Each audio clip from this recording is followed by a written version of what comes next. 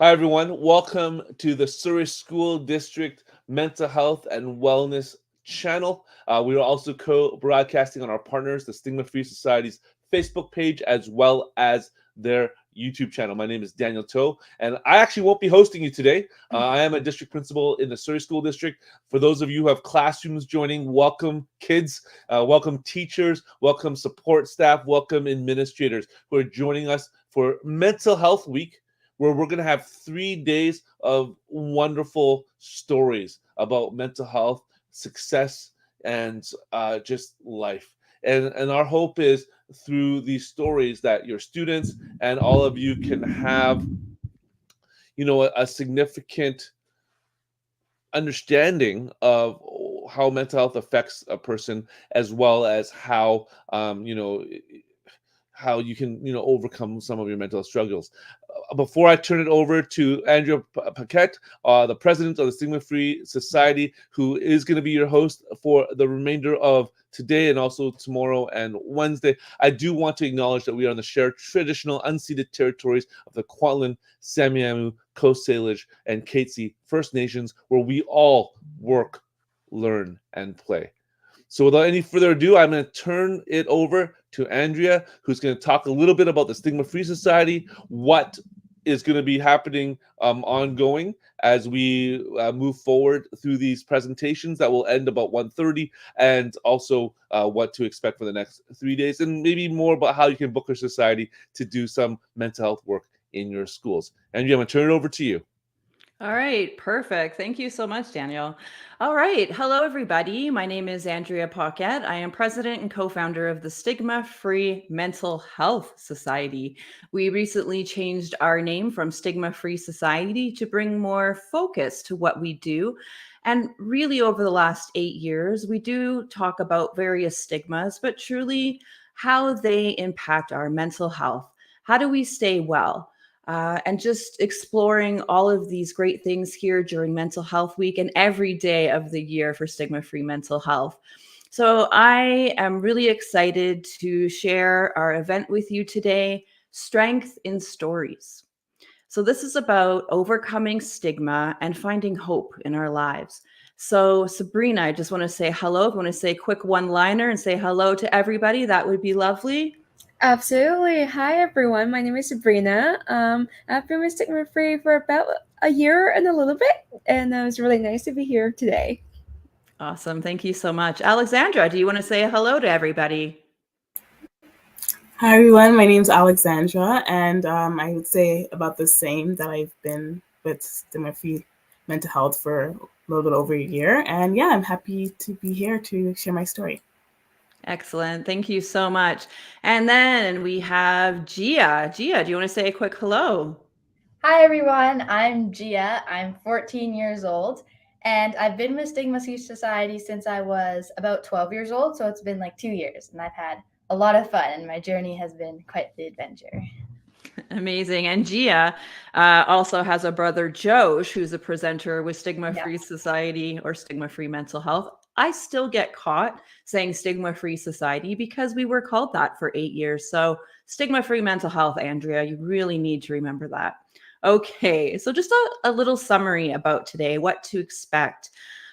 So we're having 3 live stream events this week, which is very exciting. And as I mentioned, strength in stories. Stigma Free Mental Health is really built on personal story.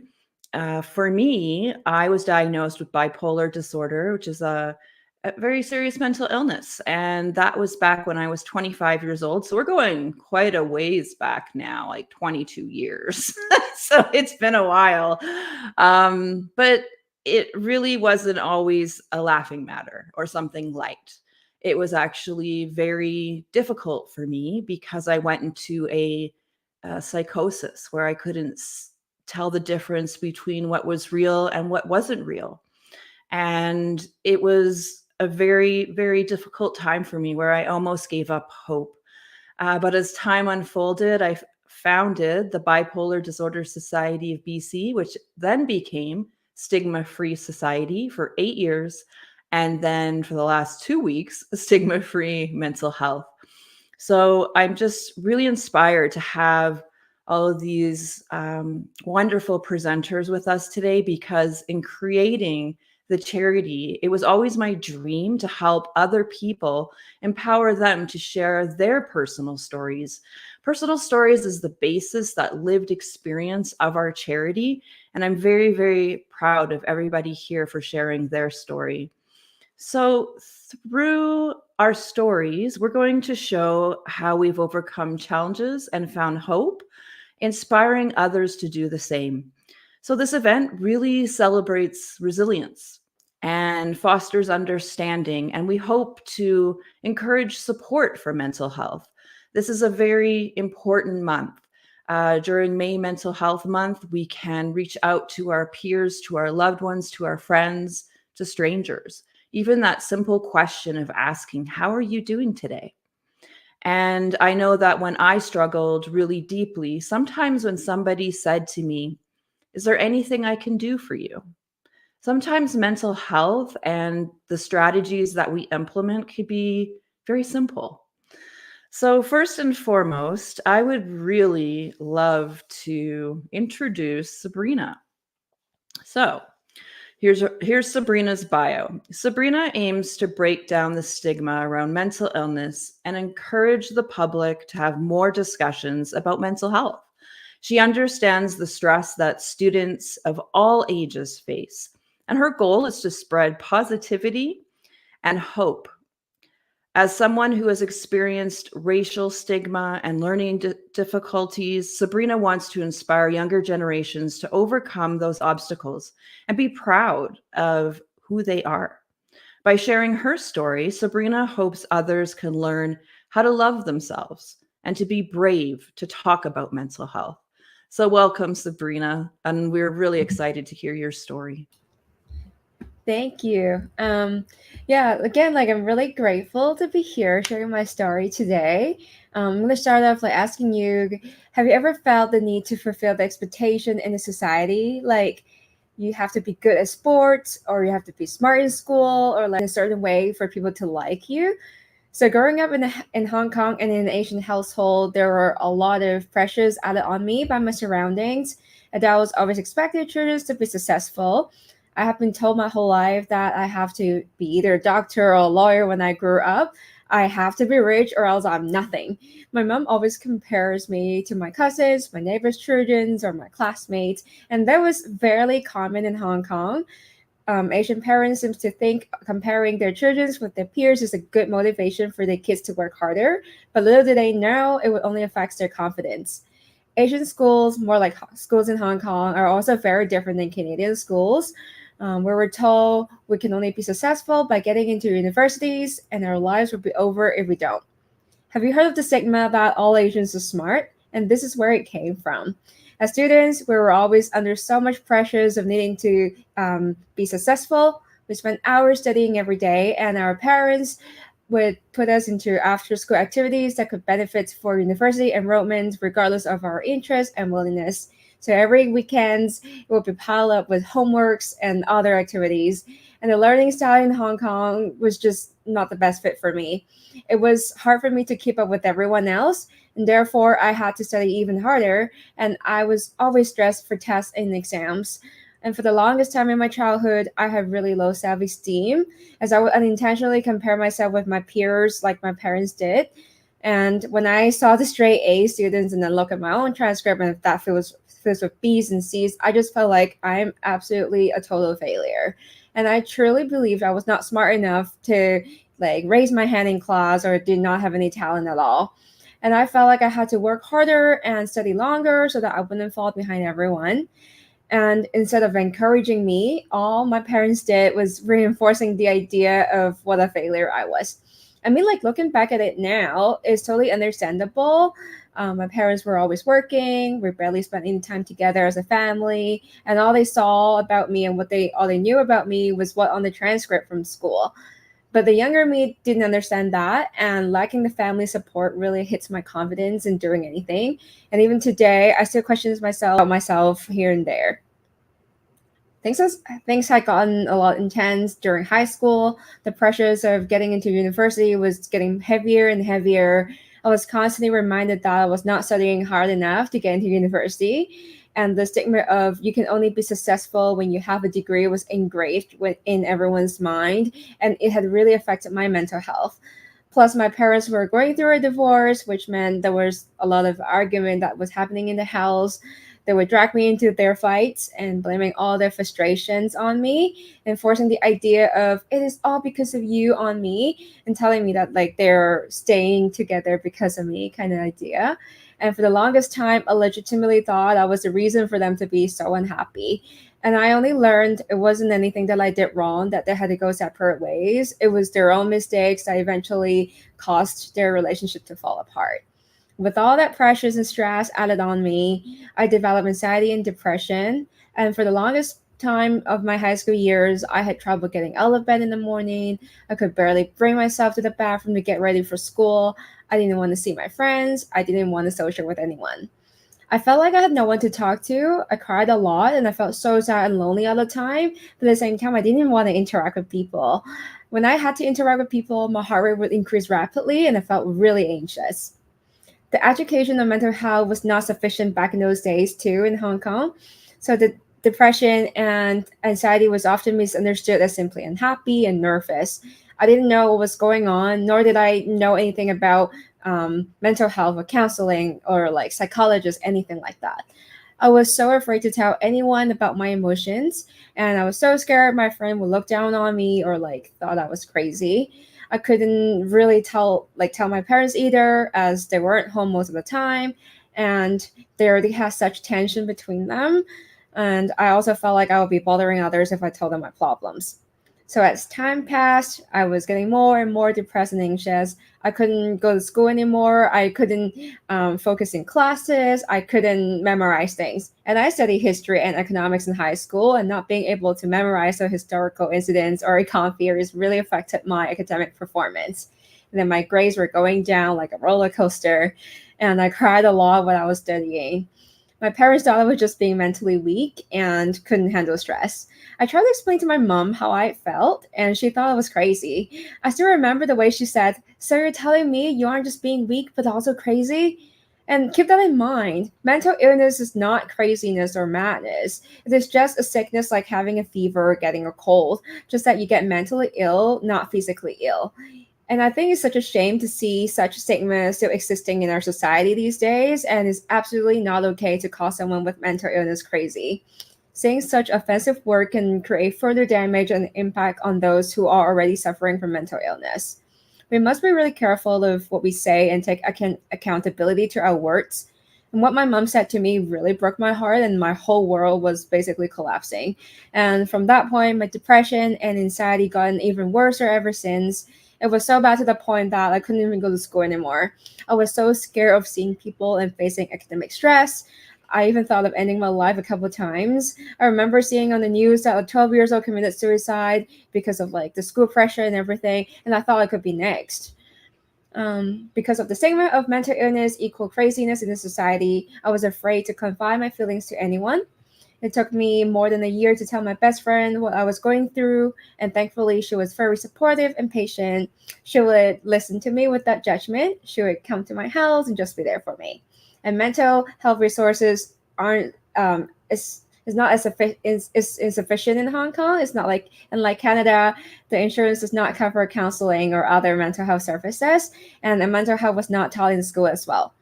Therefore, I didn't see a counselor. Not that I could afford one back in the days. It took me years to learn about mental health and understand what was going on. I wouldn't say I've completely overcome my mental challenge right now, but I'm way better at living peacefully with it. I'm also very grateful for my best friend to be there for me for my journey of battling mental illness.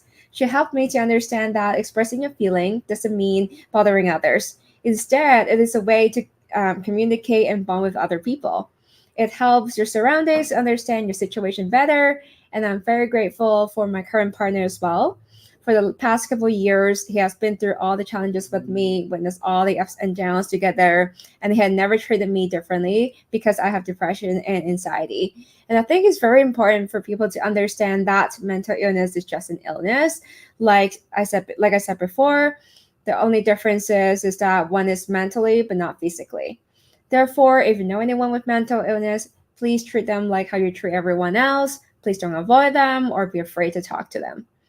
I found talking to people about how you feel helps a lot. So if you're facing a similar situation or if you don't feel like confiding in your family or friends, counseling is a great option. My best friend is now a counselor, probably got inspired by me, and she does give really great explanation on what caused me to feel a certain way. And she would also provide suggestions on how to improve the matters. And honestly, there are more kindness in the world than you would think. I've been sharing my story more and more in recent years, and I found most of my friends in high school were noticing the behavioral change in me. It's just that they didn't know how to support me as I wasn't sharing anything with them. And I found a lot of people around also had similar situations and experience and challenges. It wasn't just me who was suffering from mental illness. I then realized mental illness is more common than we think and is not being discussed enough in our society. Therefore, I'm very grateful to see there are more discussions like this, like we have today in our contemporary world. It is a great step in breaking the stigma people have on mental health issues. This is my story, and it is unique to me. People who have faced similar challenges may have different experience. If you're currently battling with mental illness or have similar experience like mine, one thing to keep in mind is to take baby steps. Don't force yourself to do things you're already having a hard time accomplishing. Like mentioned before, it was hard for me to even take care of myself. Therefore, I would set simple goals like brushing teeth, washing face, and then focus on doing little tasks at a time. And when I can complete one task consistently, I will add on another one. And eventually, I was able to bring myself out of the house, go on a run, and meet up with friends again. Forcing yourself to do something you are having difficulty doing would only add on more stress and frustration to yourself. Exercise is also good for mental health as our brain releases endorphins during workout, which can relieve the tensions and stress in our mind. So if you're feeling down, maybe try going on a walk or run and see if you would feel better after. I find practicing yoga really helps settling my thoughts as well. It's not just a challenge of flexibility or mobility like a lot of people think. It is also a challenge of a calm mind. So back to my high school story. I did fail my public exam because Hong Kong have a really similar system to the States where we have some like the SAT. And I couldn't get into university. And weirdly enough, I wasn't disappointed or sad as I thought I would be. And instead, I felt really relieved when I got the results. I'm no longer stressed about studying, and I'm no longer trying so hard to fulfill the expectation people had on me. And since I was able to slowly regain my mental health and I didn't have any plan of what to do after high school, I decided to go to college. And without the stress I used to bear, I performed better than I used to. And the education system in Canada actually suits my learning style better. I actually enjoy learning and going to classes. And now I graduated from University of Victoria with a bachelor with a Bachelor of Commerce. And yeah, and I also explore a lot of things that I never thought I would try, like snowboarding and river rafting. And I have so much joy challenging myself every day. It really boosts my confidence whenever I acquire a new skill. And this is my story. I'm very grateful I can be here, share it with y'all. All right, perfect. Thank you so much, Sabrina. I think we have quite a bit of time here today, like a good chunk, like a good hour. So I thought that I could ask you a couple of questions. Absolutely. And yeah, and Alexandra or Gia, if you have any questions to ask Sabrina as well, feel free, but I'll go first.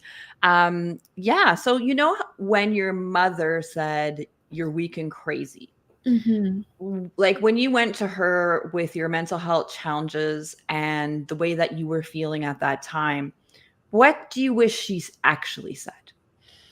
I wish like she could just be there, give me a hug, or just tell me that it is fine, it is okay. Instead of like having like she didn't have to say anything, to be honest. It's just like having that understanding of wanting someone to be there is already the biggest comfort I could have got. And if she could be there, just sat down and just gave me a hug, I think that would be more than anything that she could have said. Yeah, for sure. Did you experience any stigma, self-stigma, or societal stigma when you went to get counseling? I don't think that was that big because my best friend, she graduated from uni and she immediately became a counselor. So like throughout growing up, throughout university, I think in Canada especially, people are very positive about mental health, and especially in universities. And it wasn't something that like very sensitive to talk about. It's definitely something that is more have more stigma around when I'm talking about it with my friends in Hong Kong. A lot of them, they would admit they have experience like that, but then like they wouldn't go to a counselor. And I feel like, and that's where I feel like there's still a societal stigma around, and I really hope to like bridge that gap. But like I understand that not like it takes a lot of courage to go see a counselor, and yeah. Yeah. So you're very lucky that you have somebody close to you who can help, right? Absolutely. Yeah. Yeah, for sure. That's great. And Gia or Alexandra, do you have any questions at all for Sabrina before we move on? We're good? Okay. Well, thank you, Sabrina. Thank you. Thanks. Okay. Next, I'm going to introduce Alexandra. We got quite the bio here, which is very impressive. So, Alexandra is a freelance writer, mental health advocate, and creative facilitator based in Brampton, Ontario. Funny enough, that's where my uncle lives. That's really cool. She has a bachelor's degree in journalism and has taken several community courses in children and youth mental health. One of Alexandra's earliest and most compelling nonfiction pieces related to her battle with depression as a high school teen, which she first published in 2017. That is so cool. We got to talk more about that as well. So, since then, Alexandra's narrative writing and service journalistic pieces have focused on bullying, body image, and mental health in schools and workplaces. In recognizing the connection that mental health has in relation to various other social factors, Alexandra remains a dedicated community advocate, currently serving as a volunteer member with the Peel Poverty Lived Experience Table. Alexandra also has participated in many awareness campaigns and initiatives, such as Defeat Depression and the Run for Life campaign with the Center for Suicide Prevention. As a youth facilitator, she's worked with Story Planet, the Reading Partnership, Friends of Regent Park, and Ripple Foundation. Today, Alexandra is especially committed to empowering young girls and women and the future change makers of tomorrow. Amazing. So I'm going to ask you to share your story, Alexandra. The floor is yours. Yeah, thank you for for having me, I guess, sharing this space with to all of you and those tuning in. I'm so happy to be able to do that. So today, before I start, I will just just have a disclaimer that my story today will be based or be touching on depression and body image and social anxiety. And so, yeah, I'll start from, when I was younger and how that kind of affected me at that age.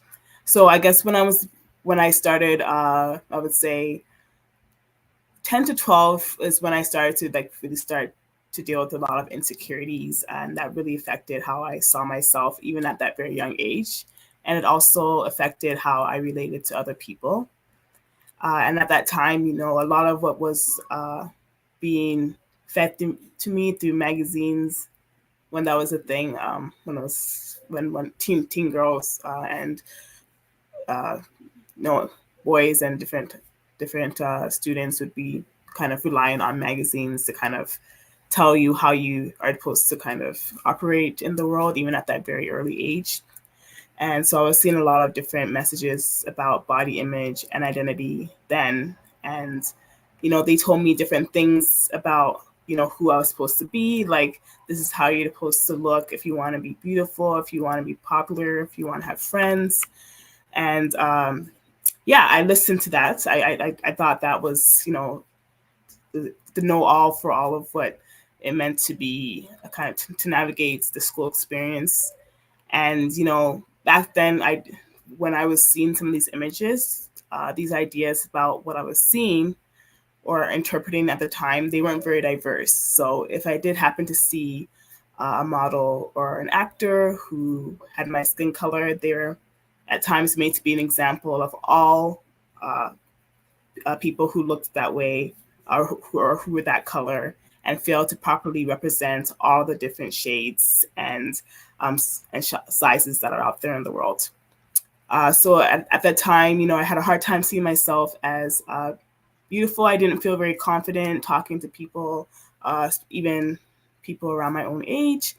And, I never really felt that I was good enough. And that was things kind of internalizing at that time.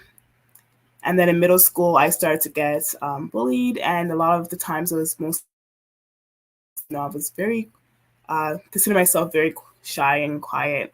And so I was called a bunch of names that were very hurtful. And sometimes these insults came from people who I considered close friends. So that kind of made it very challenging at times to open up and trust people around me, especially within my close circles. And so that's a lot of these things compounded together was why it was hard to make friends at an early age. And I would say that even though I didn't have the language for it back then, that was when I started to really experience the early stages of social anxiety. So the point of the bullying or the bullying that I was experiencing at the time got to the point that I ended up withdrawing, not really wanting to socialize a lot, spending less time on my schoolwork. It was really hard for me even to participate in class. So even just to raise my hand and say, I had the answer, even if I had the right answer, it was still very hard for me to socialize in that way. And even group assignments and presentations were very, very difficult for me at the time. I can remember even one of those times that I broke down in gym class at the end of the school day. Now, again, I didn't have the language for it back then, but I would say that was probably one of my earlier depressive episodes then. And I can only describe that feeling of that breakdown that I experienced at that time as, crying so much and my heart feeling like it was pumping a million beats a minute in my chest. I felt so out of control and I didn't know what to do. So the teacher at the time, my gym teacher, tried to comfort me, but, I guess I felt that they probably needed a little bit more support. So then that's when they called in the guidance counselor. And, that was, I guess, the earliest experiences I had with counseling, because that guidance counselor ended up being very helpful to me. We talked about a lot of things. We talked about school and my home life. And that experience very early on was really something that helped me feel very seen and heard. And I really, to this day, appreciate those early conversations I had with that counselor, because it really, I found was very helpful for me. So I would say that towards in my high school years, that's when, my depression and low self-esteem reached this breaking point. I developed more extreme shyness and social anxiety. I struggled academically, and I really tried to the pressure and the need to excel in all of my classes. And, I just felt like no matter how hard I tried, I just couldn't keep up. And, I lacked confidence to talk to my peers in social settings, present. Sometimes I would freeze up in the middle of a presentation with fidgets, stutter, forget my words. And people would sometimes probably think, oh, I didn't prepare very well for the presentation. But I actually had spent hours and hours before preparing for some of these presentations. And it's just the very act of presenting was what was the challenge. And so, yeah, I guess some of the feelings that I can say that depression attributed to me, that I attributed depression to, is that, I was feeling at times that my whole world was falling apart. I had no idea on what steps I could take to get the help I needed. I would say that I was at that time suffering silently, and there was that need to feel accepted. So, because of that, I had a fear of messing up or doing anything wrong. And that's, I guess, where the anxiety, about social interactions came in. Sometimes I would back out of leadership roles or extracurricular opportunities simply because I was scared of being rejected. And so, you know, I guess I would use another analogy here. So if you've seen the movie The Incredibles, there's a character there, Violet, I think the name is, correct me if I'm wrong, but their superpower is to create a force fields around them. And so that's what I, at that early age, kind of wished I could be able to do, because sometimes I just wanted to ward off any threat just to stay protected. I wanted to be invisible so that no one could hurt me, and so I didn't have to be embarrassed or, you know, have to get in trouble for saying the wrong thing or doing the wrong thing. Just anything to kind of keep myself shielded from anything that I saw as a threat. So yeah, I guess from all that experience, I learned a few things. And one of them was that I did have a passion for creative writing, and then creative writing became an outlet eventually to truly process what I was feeling and really allow me the freedom to express myself. And so with the help of some of my English teachers, I did, find or develop my interest in writing, and, you know, work on a portfolio that I would submit to a journalism program. And that, you know, it really helped me from that experience learn how to build my confidence in speaking and, yeah, interacting with others, and, you know, through interviewing, you know, reporting, writing news stories. These were all ways that I kind of helped me build my confidence and in engaging in, you know, speaking up and advocating for myself. So, you know, although I do a lot more presenting now than I do in my younger years, you know, talking before large groups and, you know, talking or interacting in any way is still really a challenge for me. So I won't say that I've gotten to a point where I completely am over that. I guess shyness and social awkwardness, that those are still things that I deal with actually on a regular basis. But what I've learned to try and do is every day strive to keep doing things that allow me to use my voice and to to not be afraid to sometimes say what I have to say, even if it's really hard for me. Because at the end of the day, I do really enjoy sharing stories, connecting with others, and, you know, and helping to inspire others to tap into their passions and discover their best selves. And so, like anyone, I have my bad days, but I'm learning to practice patience and self-compassion with myself. So I use tools such as journaling and talk therapy to process my thoughts and identify my triggers. I also frequently include movement practices such as yoga, dance, and music as part of my regular routine. Another way that I've learned to better advocate for myself and set boundaries is to say no more often, and also ask for help, especially if I run into a challenging task or get overwhelmed. I also don't feel the need to rush through anything. I take time with it, frequent breaks if necessary, and yeah, I practice grace with myself. And of course, there are days where it's harder to do those things, but I do my best to kind of keep striving for that. So yeah, I've learned also not to back away from difficult conversations, but some days are easier than others. But now today, as a writer and a facilitator, I do see the importance of using words to facilitate healing and open up conversations where people can feel comfortable sharing about their challenges in safe spaces.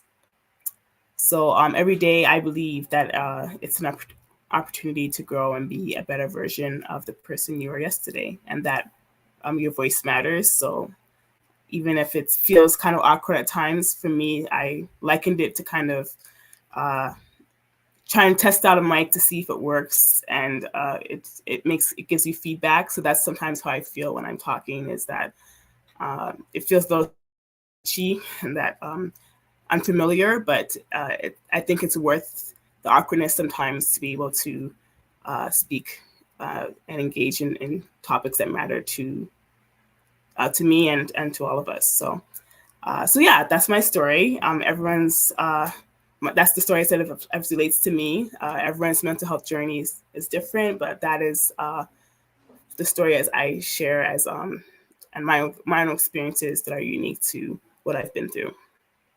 And I ended there. Perfect. Thank you, Alexandra. I really appreciate you sharing your story. It takes a lot of courage, you know? It isn't an easy thing to come on live and talk to people not knowing if there's thousands or even 2 people watching you, which can be very, very daunting at times. I even recognize that after 14 years of speaking. But I wanted to ask you something that I read in your bio. It said, one of Alexandra's earliest and most compelling nonfiction pieces related to her battle with depression as a high school teen was first published in 2017. Can you tell me about that work? Yeah, so it was published in a magazine that's no longer running, but yes, that experience was from, I guess it came about in stages. So I had always been kind of journaling about my experiences, but not really doing much with it, just wanting to, again, as journaling was an outlet for me to kind of express some of what I was going through. And so I had like little bits and pieces of the story through poetry, and large part of it, because my background was in nonfiction writing, so a large part of it was nonfiction, but there was some creative elements to it.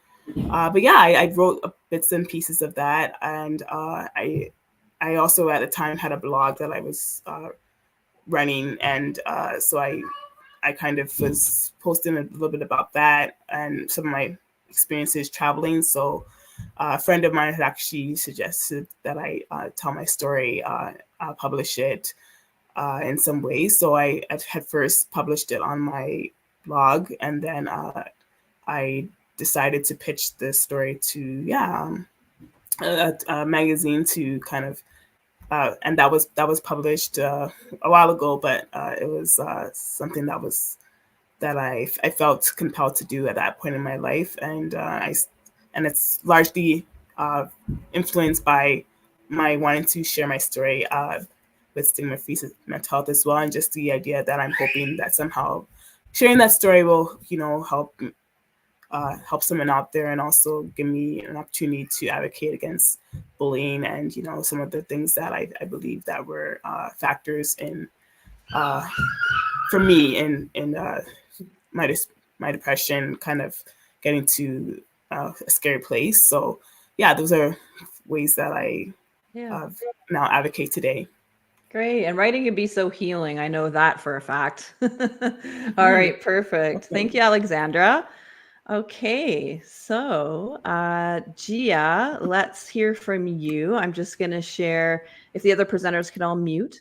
Gia is a young girl with a big heart and a unique mind. She believes her dyslexia is a gift that gives her the ability to see the world in a different, exciting, and refreshing way. For example, she likes to combine, flip, and make up words.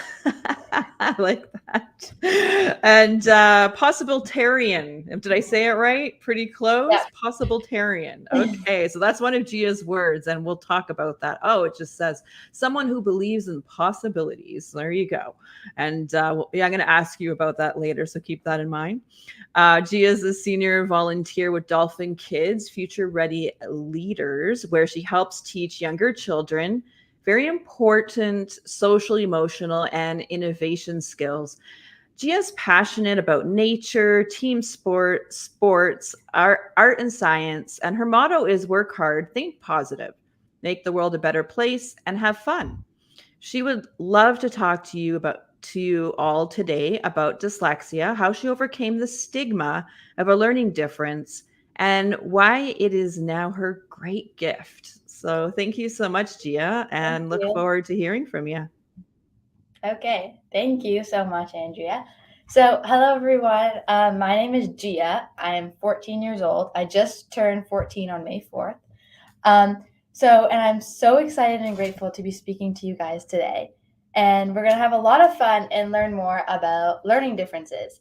So, like they mentioned, I have a learning difference called dyslexia, and this makes it difficult for me to read, write, and do math. So, I really hope by telling you my story, I can bust the stigma around dyslexia, learning differences, and all differences. So, first, I'm just going to explain what stigma is. So, stigma is when people judge you or sometimes make up reasons not to like you. And stigma is obviously not helpful because it makes people feel sad and sometimes prevents them from getting the help that they need. Like, I know when I feel stigma, I might not want to ask my teacher for help when I probably really need it. So, I didn't know I had dyslexia until grade 3. I was in a French immersion school and it was hard to tell. I moved to an English school and then got tested after my reading fluency didn't improve. And reading fluency is when you read smoothly and fully understand the words that you are reading. So when I got my diagnosis, I wasn't surprised as I had a feeling I had a learning difference, but I didn't know for sure. I had mixed emotions. On one hand, I was happy that I was a unique person, but on the other hand, I knew that I was going to have to work a lot harder to learn how to read and write. So at the beginning of grade 5, some students in my class were kind of making fun of me and asking me why it was so hard for me to read or why my math wasn't as good as theirs. So I felt stigma when other students didn't want to be my partner for math. So at our school, the teacher lets us go outside for recess once we are finished with our work. Since I have dyslexia, I was a lot slower with most of the things that I did, and that's probably why some students didn't want to be my partner. But at the end of the day, they didn't really know why. They just wanted to go play outside. So it was then I decided that I needed to speak out to my fellow classmates about my dyslexia. So the stigma affected me as my classmates did not understand my dyslexia and what it was. So the effect that stigma had on my mental health is that it made me feel really sad as I didn't feel understood. And some people were even making fun of me, and that made me feel really nervous and I had a lot of anxiety. So some days I was distracted by the thoughts of it and had butterflies in my stomach, and I would come home like crying some days because some people would be calling me names. And all of this had such a big effect on my mental health. So I've also done a lot of reading practice. In the summer before grade 4, I had to do 4 hours a day of reading practice with a special teacher. And then on the weekends, I had a little bit of a break and only did 3 hours. But still, it felt like a lot for an 8-year-old kid, especially when I knew that my friends were outside playing and I was inside learning how to read. So I maintain my mental health by practicing deep breathing in the morning, sleeping on time, and I really love to draw when I'm stressed. And I try to eat healthy and get a lot of exercise. So I play a lot of sports, which always helps me get my mind off things whenever I'm feeling sad. And also just talking to my family whenever I am nervous or sad. There are even a lot of famous people that have dyslexia. So Albert Einstein, one of the world's most famous scientists, his theories unlocked the secret of the universe, and he received the 1921 Nobel Prize in Physics. And because of dyslexia, Albert Einstein couldn't figure out which way the bunny ear goes when he was tying his shoes when he was younger. As well as Jennifer Aniston, who is an amazing American actress, known for her role as Rachel in Friends. And she has dyslexia and had to work really, really hard memorizing her scripts. And a lot of people were judging her on the internet of why it was taking her so long to memorize her scripts. And then eventually she was interviewed by ABC News. And in that interview, she told herself that she wasn't smart. Well, I think she's very smart personally. And then, yeah. So this is my story, and it is unique to me. So people who have faced similar challenges may have different experiences. Having dyslexia is a gift to me because I feel you can change the world in your own special way, just like Albert Einstein, Jennifer Aniston, and so many others. So next time when you see a classmate or friend who might be having trouble with reading or writing, Maybe ask them if they need any help or support, or even just ask them to be your partner. This one small gesture could really boost somebody's confidence. But please don't judge them. Do not think of them as someone who is not as smart as you. Instead, think of them as someone who sees the world in a different way. And because of this, they can think of new and exciting ideas. Thank you. Thanks, Gia. I always love hearing your story and presenting with you. We always have a good time. I just remember like how young you looked just like 2 years ago, and now you're this teenager. It's amazing. Wow. So what other words do you make up? Anything other than possibilitarian? I like to use the word like, well, obviously hangry is a big word. I get angry sometimes a lot, if I'm being honest. But honestly, it just happens in the moment. And I'm like, Yeah. I am this today, you know? Yeah. Yeah. It'll just come Exactly. up. It's Yeah, like my for own sure. word of the day. Nice. I love that. And yeah, I was just curious about the role of your parents. And so when you started experiencing these struggles, how did they help you? Yeah. So they obviously supported me in so many different ways, but I think the biggest one was when I was in grade 5. When I first came home, like crying, and I was like, someone like made fun of me, and my mom was like, "Oh, okay." And then my mom researched or contacted my resource teacher in grade 5, and she came up with the whole idea of you should present to your class about your dyslexia so that way they know. So she came up with that whole idea, and then she helped organize it. And then her and my resource teacher and my grade 5 teachers, we all came together and we created a presentation. But I think it was mostly just my mom who like sparked that idea to our school. I'm not surprised. I know your mom. Yeah, She's I a think, yeah. really amazing woman. Okay, so since it's Mental Health Month, let's focus a little bit on your story when it came to your mental health. So, Yeah. when you were experiencing the bullying, like as an example, like you were quite young, right? So, how old were you when that started happening? Grade 4, so or grade 3, so probably like 8 or 7 or 8. Right. So, how did that affect you? How did it affect your mental health? Like, what happened? Yeah, so it was in like classes, I was always like really slow, like I said. So whenever that happened, I just always felt really down on myself. I would be like, okay, what's wrong with me? Like, why did I just flip all of those words? Like, she's getting it. And I was kind of just constantly like comparing myself to other people, which also just made me feel like really down on myself. It was like I was dragging myself down every single day. So that it also took a lot of my energy up. Like I was like, what am I supposed to do now? Like I read this, but I read it wrong, and now I'm sad, and now I want to go home. And I was also only in grade 3, so these kids always were also they were like playing with toys, and like let's say we had like a math class before, and they were playing with toys. No one would want to play with toys with me because they thought I wasn't good at math. So it was just kind of like a repetitive, like constant thing that happened. Yeah, no doubt. And so what was the big thing that helped you deal with that bullying? Was there like a change in mindset? Was there a particular person? I know your mom was helpful, as you said, but how did you really deal with that? How did you overcome that? I think the biggest thing what happened was my mindset changed. My parents helped me see a positive side of having dyslexia. So like all the gifts that come with it. And now it's like a resource on LinkedIn where you can put like, oh, I have dyslexia. Like it's not like a thing that you can be like proud about. So I think everyone in my community helped me see the positive version of it rather than just constantly comparing myself and facing the negative versions of it. I absolutely love that. And I can identify that with having bipolar disorder as well. When you start seeing the gifts of Mhm. bipolar disorder for myself, sometimes I have that real Yeah. hyper energy where it's like really fast, but I'll tell you, I can write like the wind, and then just have to make sure that I'm okay. And of course, not delve into that part of my illness for too long, and make sure that I take care of myself. But I do get bursts of energy. So that's one nice thing, I guess, for myself. It's not all horrible.